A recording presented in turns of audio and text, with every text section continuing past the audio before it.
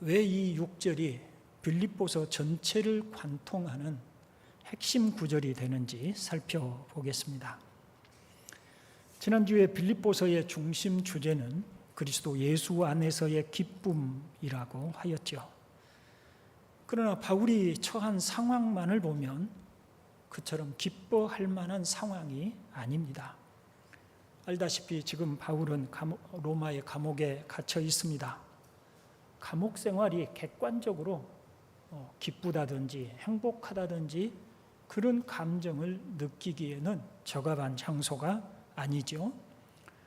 또 개인적으로는 바울을 대적하며 원수로 행하는 사람들이 있었습니다. 그들은 어떻게 하면 바울을 괴롭게 할까 늘 궁리하는 사람들 같습니다. 그들이 바울이 로마의 감옥에 갇혀서 마음대로 복음을 전할 수 없는 상황이 되자 바울이 그처럼 전하기 원하는 복음을 자신들이 전함으로 오히려 바울에게 낙심하게 하고 바울의 마음을 실망케 하려고 시기하고 투기하는 마음으로 복음을 전하는 사람들도 있었습니다. 그럼에도 바울은 자신뿐만 아니라 또 빌립보 교회에 대한 깊은 확신을 가지고 있습니다. 바울의 확신의 근거는 빌립보 교인들이 아닙니다. 그들 중에 역사하시는 하나님 때문에 확신을 갖는 것입니다. 이것은 우리 그리스도인의 삶의 본질을 분명하게 가르쳐주는 매우 깊은 진리입니다. 우리는 우리 자신뿐만 아니라 또 교회에 대하여서도 부정적인 생각에 빠질 때가 있습니다. 자신의 메마르고 곰핍한 영적인 상태를 보면서 비관적인 생각을 하기도 하고 또 심지어는 그리스도인으로 살아가는 일에 자신감을 잃어버리기도 합니다. 영적으로 예민하고 자신을 잘 성찰하는 사람일수록 이런 함정에 잘 빠지죠. 그런데 이러한 현상은 바로 이 진리를 놓치고 있기 때문입니다. 또 교회의 미래에 대하여 부정적인 생각에 사로잡힐 때가 많이 있고 또 그런 말들을 우리 입으로 서스럼 없이 하기도 합니다. 교회의 부정적인 모습이 신문지상에 자주 오르내립니다. 인터넷에는 교회에 대한 극단적인 혐오와 비판이 홍수처럼 쏟아집니다. 실제로 우리 스스로 보기에도 교회는 너무나 타락하였습니다. 그래서 한탄합니다. 이제 교회는 어떻게 될까?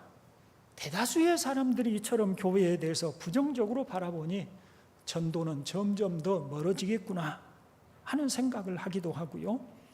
또 한 20, 30년 후에는 이 땅의 교회가 과연 존재할까? 어쩌면 유럽의 교회들처럼 텅텅 빈 상태가 되어버리지 않을까라고 하는 비관적인 전망들을 말하기도 합니다. 그러나 이런 생각들은 신앙의 본질을 알지 못하기 때문에 하는 생각들입니다. 말하자면 오늘 본문 6절에서 우리에게 가르쳐 주시는 진리를 붙들고 있지 못하기 때문이라는 것입니다. 그러나 6절의 말씀이 진리라면 우리는 결코 부정적으로 말할 수 없습니다.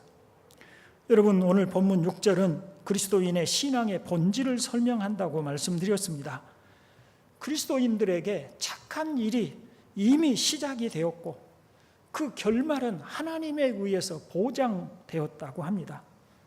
그렇다면 여기 착한 일은 무엇이며 또 어떠한 상황에서도 흔들릴 필요가 없는지를 살펴봐야 되겠습니다. 오늘 이 말씀이 주시는 위로와 확신이 이후에 우리의 신앙에 큰 힘이 될 수 있기를 바랍니다. 먼저 오늘 본문을 우리 다시 같이 한번 읽어보죠.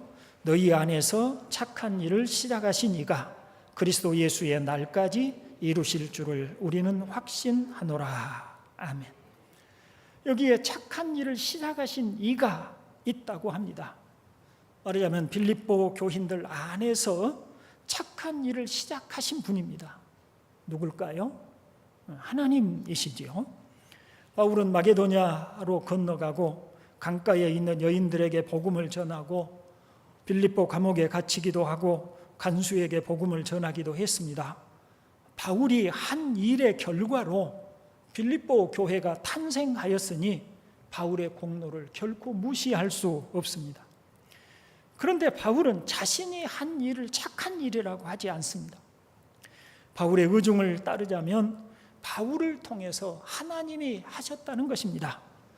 바울은 항상 이런 생각을 하고 있었습니다. 사도행전 14장에 보면 제1차 전도 여행을 마친 바울 일행이 안디옥에 가서 선교 보고를 한 사실이 기록되어 있습니다. 거기에서 바울은 자신들이 제1차 전도 여행에서 곳곳에 많은 교회를 세우고 복음을 전한 것을 자신들이 한 일이라고 말하지 않습니다.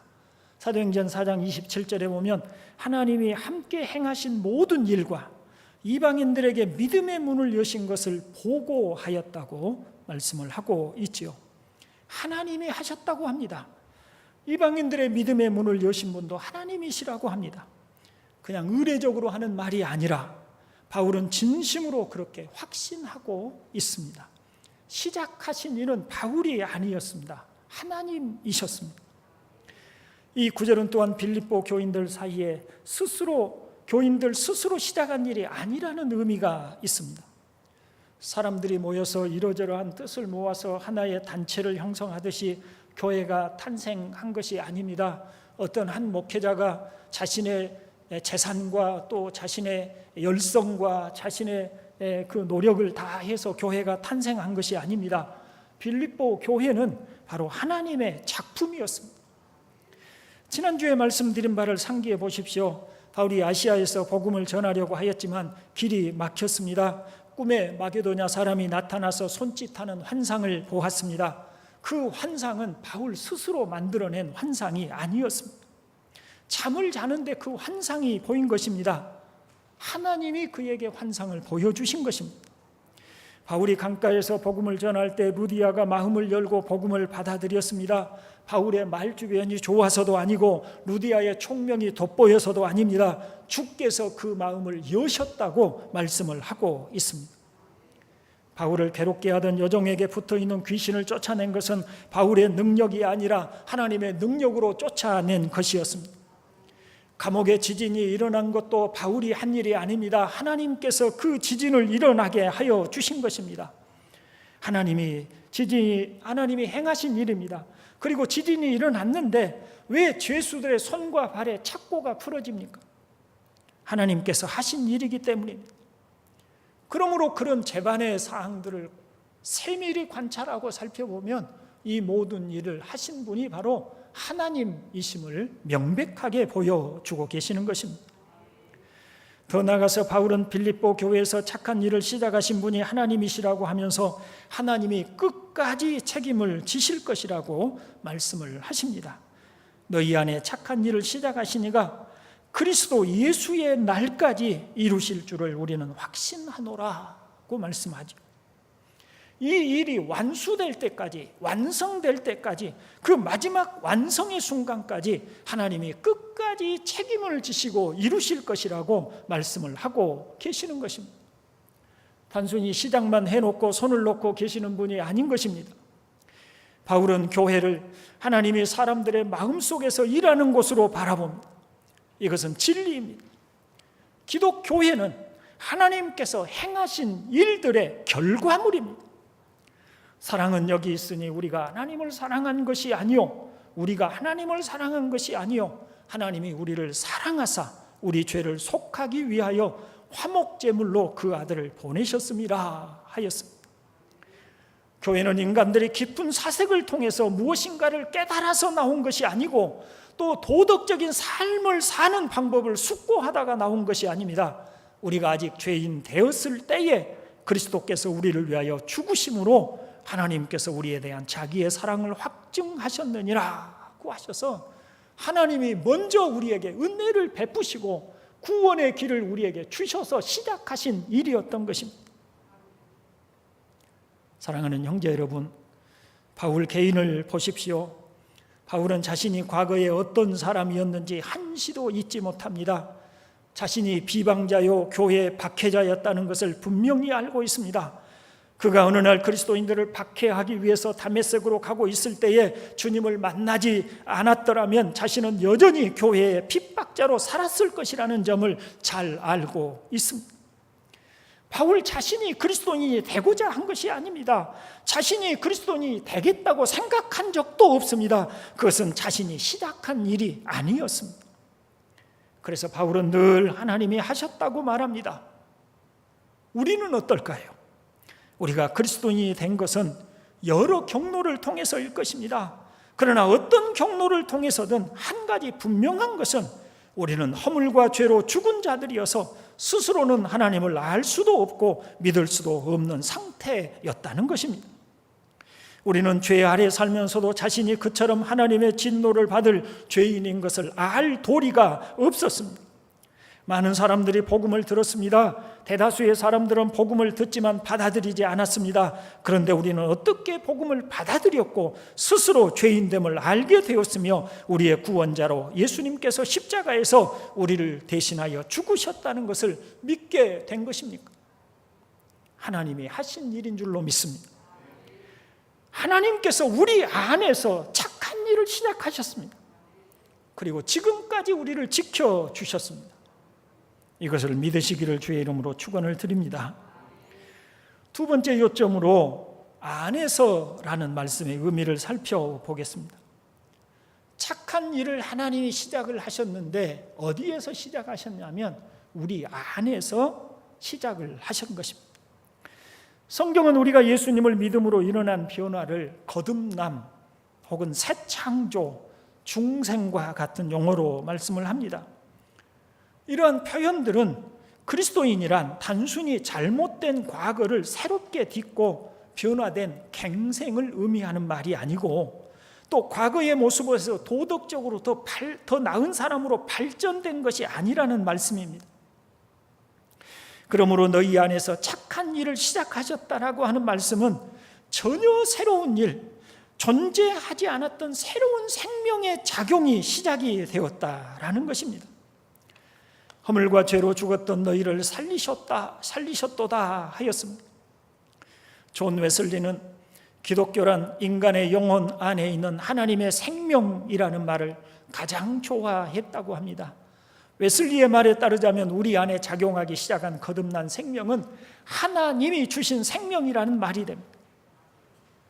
하나님이 어떻게 우리 안에서 새로운 일을 시작하셨는지 한번 살펴보지요. 먼저 하나님은 우리의 형편과 처지를 깨우쳐 주셨습니다. 성령 하나님께서 역사하심으로 우리가 하나님 앞에 죄인이요 진노의 대상이며 하나님의 형벌 아래에 있는 비참한 존재라는 것을 보여주십니다. 그러므로 우리에게 구원이 필요함을 깨우쳐 주시고 죄를 슬퍼하며 구원자 예수님께 나아가도록 성령께서 행하십니다. 또한 성령께서는 하나님을 향한 갈망을 만드십니다. 이전과 다른 삶, 하나님을 떠나 자기 의지로 자기 욕망을 따라 살던 삶의 비참함을 알게 되고 창조주이시며 영원한 생명과 복락을 주시는 하나님을 더 알기 원하고 그분께 더 가까이 나아가고자 하는 소망을 갖습니다. 누가 이런 소망을 갖게 하시는 거예요? 성령께서 우리 안에 그런 소망을 갖게 하시는 것입니다. 다음으로 성령께서 하시는 일은 우리의 눈을 열어 그리스도의 십자가의 의미를 알게 하시고 그리스도의 십자가의 죽으심이 자신의 죄를 대속하신 대속의 죽으심임을 깨달아 믿게 됩니다. 더 나아가서 예수 그리스도를 믿음으로 자신의 모든 죄가 다 속죄함을 받아서 다시는 정죄함이 없다는 확신을 갖게 되고 자유함을 받게 되는 것입니다. 또 성령께서는 우리 안에 새로운 생명을 주시는 것입니다. 스스로 그리스도 안에서 새로운 사람이 되었음을 알게 됩니다. 이전과는 너무 다른 스스로를 보게 하시는 것입니다. 이제는 내가 사는 것이 아니요 내 안에 그리스도께서 사신 것이라고 하는 그런 사실을 스스로 알게 하십니다. 그래서 과거에 좋아하던 일들을 시시하게 느껴지고 싫어하지요. 성경이 좋아집니다. 기도하기 시작하고 진리를 사랑하고 배우고자 하는 열정을 갖습니다. 저는 새벽이면 변함없이 하나님의 말씀을 듣고 기도하는 신자들과 그리고 수요일에 성실하게 예배에 참여하는 분들을 보면 참 대단하다는 생각을 합니다. 하루 일과를 마치면 얼마나 피곤하겠습니까?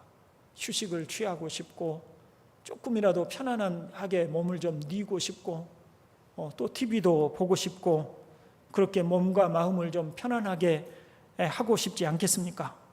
그런데 교회에 나와서 하나님의 말씀을 배우고자 하는 분들을 성령의 역사 말고 무슨 말로 그런 열정들을 다 설명할 수가 있겠습니까? 형제 여러분, 하나님은 성령을 통해 우리 안에 새로운 일을 시작하셨습니다.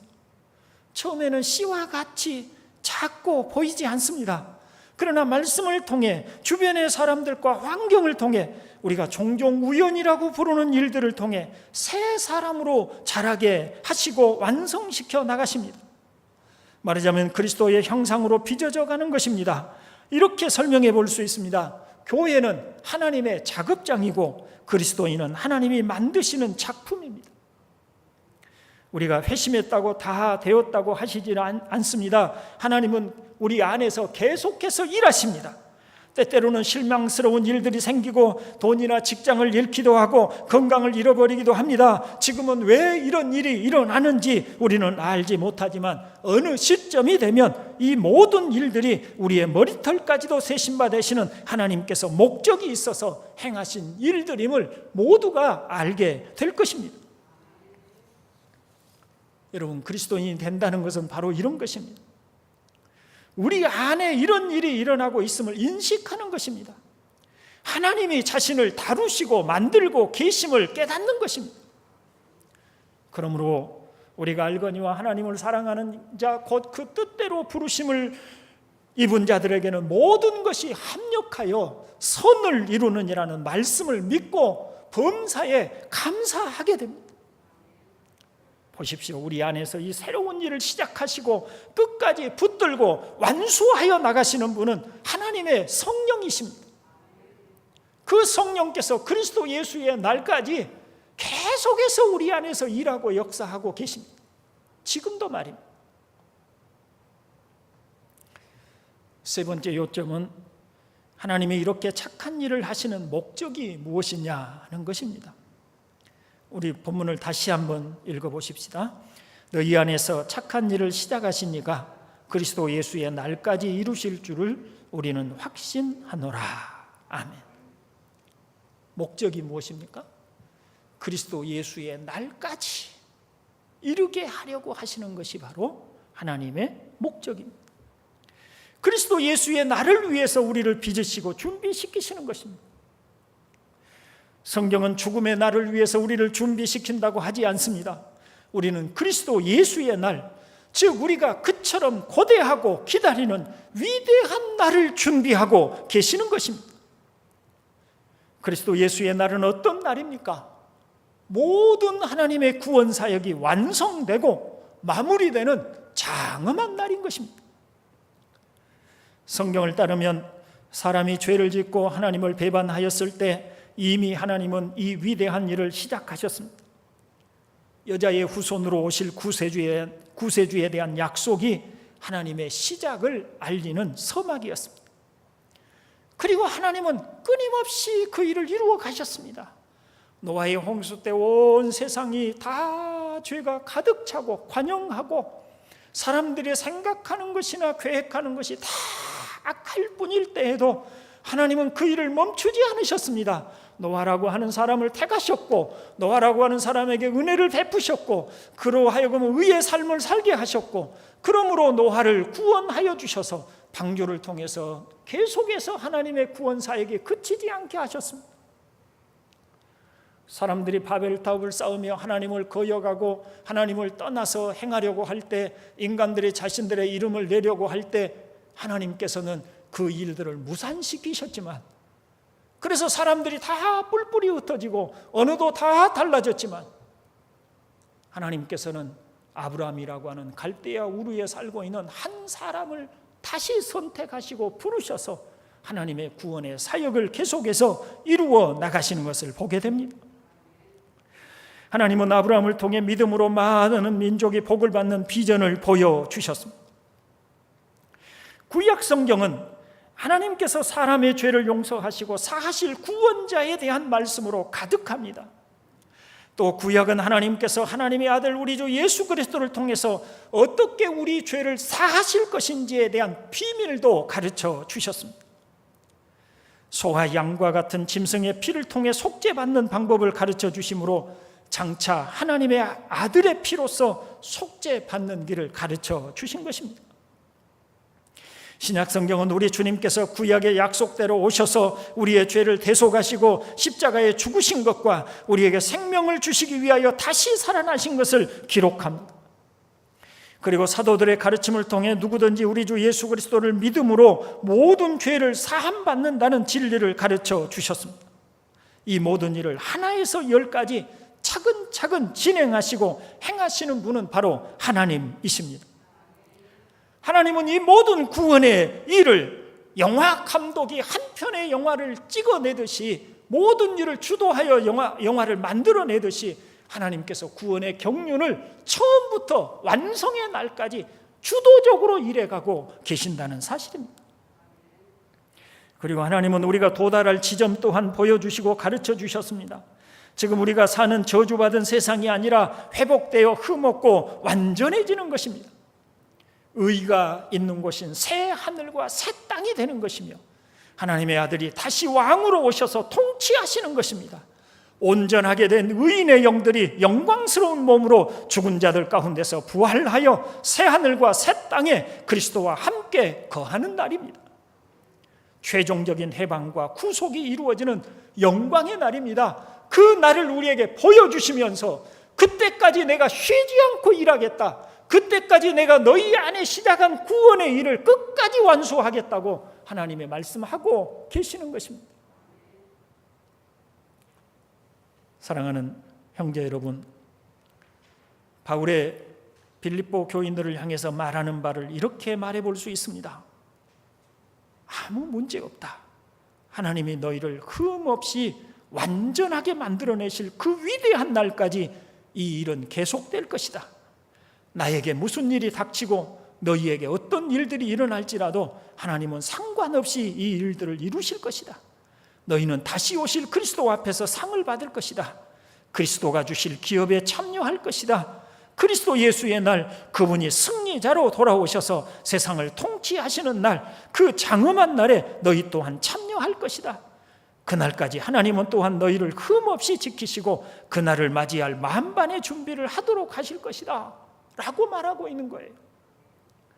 그러니 너희가 감옥에 갇히든 가난하든 사업에 실패를 하든 건강을 잃어버리든 기뻐하고 주 안에서 또 기뻐할 충분한 이유가 있다고 말씀을 하고 있는 것입니다. 여러분, 우리는 이것이야말로 우리가 세상에서 받을 가장 큰 위로요 위안이라고 확신합니다. 우리가 진정 그리스도인이라면 하나님은 우리를 결코 떼어 놓지도 않으실 것이고 내버려 두지도 않으실 것이며 하나님이 완성하실 그 날을 위해서 준비시켜 주실 것입니다. 그러므로 우리 주변의 대다수의 그리스도인들처럼 보이는 사람들의 타락과 또 교회의 타락에도 불구하고 우리는 하나님께서 흔들리지 않고 그 날을 위하여 여전히 일하고 계심을 확신하는 것입니다. 때로 우리는 약하고 여러 변수들에 의해 흔들리고 넘어지는 것 같아도 하나님이 이 일을 시작하셨고 행하시는 한 마지막까지 실패하는 법은 없습니다. 하나님은 신실하시고 실패하는 법이 없는 분이시기 때문인 것입니다. 그렇다면 우리에게 하나님이 일하시는 것을 어떻게 알 수가 있을까요? 내 안에 하나님이 정말 일하고 계실까? 하나님이 시작하신 착한 일이 나에게도 지금 이루어지고 있는 것일까? 그래서 우리는 어떻게 알 수 있을까요? 하나는 복음의 변명함입니다. 7절에 복음을 변명함과 확정함에 너희가 다 나와 함께 은혜에 참여한 자가 됨이라고 하였습니다. 이 복음을 변명함이라고 하는 것은 복음의 진리를 사랑하고 믿기 때문에 혹시 누군가가 복음에 대해서 폄하하거나 복음에 대하여 방해되는 말을 하면 우리가 받을 불이익에도 불구하고 복음을 변명하는 것입니다. 복음은 그런 것이 아닙니다. 우리 하나님께서 우리를 이렇게 사랑하셨습니다 라고 복음에 대하여 어디서든지 변명하려 하는 것입니다. 복음을 옹호하려고 하는 것입니다. 이처럼 복음을 사랑하고 배우고 싶고 복음을 전파하고 싶고 복음을 변호하고 싶은 마음이 있다면 이는 하나님께서 여러분 안에 착한 일을 시작하고 계속해서 그 일을 진행하고 계심을 믿으셔도 됩니다. 다음으로 죄가 점점 더 미워지고 있다면 하나님의 착한 일이 이미 진행되고 있다는 증거입니다. 하나님 외에 누가 우리에게 죄를 깨닫게 하고 미워하는 마음을 주실 수가 있겠습니까? 여러분이 점점 더 거룩하기를 구하고 하나님을 기쁘시게 하고 싶으며 하나님 보시기에 합당한 사람으로 살고자 하는 소원이 있다면 그것은 하나님의 일하시는 증거인 줄로 믿으시기를 바랍니다. 하나님이 우리 안에서 일하시지 않고 우리가 이렇게 죄를 미워하거나 거룩하기를 원하는 그런 심정을 도무지 가질 수가 없는 것입니다. 그러니 그런 마음이 우리 안에 있다면 하나님께서 내 안에 착한 일을 시작하셨구나. 그리스도 예수의 날까지 나를 놓치지 않으시고 붙들고 가시겠구나 믿으셔도 틀림없는 줄로 믿습니다. 더 나아가서 하나님께 감사하고 의지하는 마음이 깊어져 간다면 그 또한 하나님이 착한 일을 진행하고 있는 사람이라는 것입니다. 왜냐하면 육에 속한 사람, 하나님과 상관이 없는 사람은 그런 마음을 품을 수 없고 그런 소원을 품을 수 없기 때문입니다. 여러분은 여러분 안에 하나님께서 착한 일을 시작하신 것을 믿으십니까? 여러분은 하나님께서 여러분 안에 착한 일을 계속해서 진행해 가고 계신 것을 보고 계십니까? 아셨습니까? 그렇다면 그리스도 예수의 날까지 우리 주님이 영광스럽게 재림하시고 우리 주님께서 이제는 다시 눈물 흘릴 일도 없고 슬플 일도 없고 고통당할 일도 없는 영광스럽고 풍요로운 그 복된 나라가 임하게 하시는 그 날까지 반드시 우리 영혼을 지키시고 우리를 인도하시고 함께 해 주실 것을 확신하시기를 주님의 이름으로 축원을 드립니다. 아멘. 기도합니다. 자비로우신 우리 아버지 하나님, 우리에게 참 복되고 놀라우신 은혜를 베풀어 주셔서 우리가 무엇입니까? 얼마나 많은 죄 가운데서 얼마나 많은 욕심과 욕망과 쾌락을 위하여 살고자 하였으며 오직 자기 중심으로 자기 행복만을 구하여 살던 우리가 아니었사옵나이까. 그런데 우리 아버지 하나님 우리를 사랑하셔서 택하여 주셨을 뿐만 아니라 우리 안에 새로운 생명을 주시옵고 그 생명을 자라게 하시며 그러므로 말미암아 복음을 사랑하게 하시고 믿게 하시고 의지하게 하시고 바라보게 하시고 하나님을 사랑하여 죄를 멀리하고 거룩하기를 원하는 그런 뜨거운 소원들을 갖게 하여 주시니 감사합니다.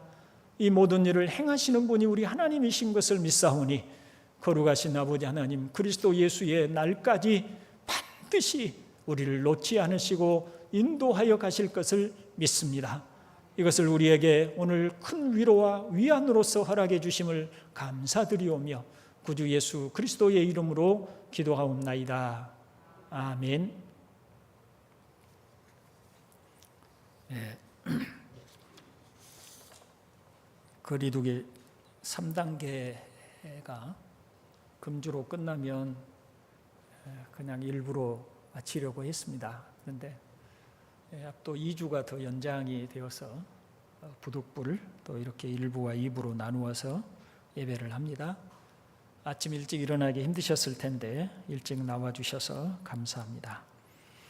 이제 자리에 일어서셔서 408장 찬송을 함께 하겠습니다.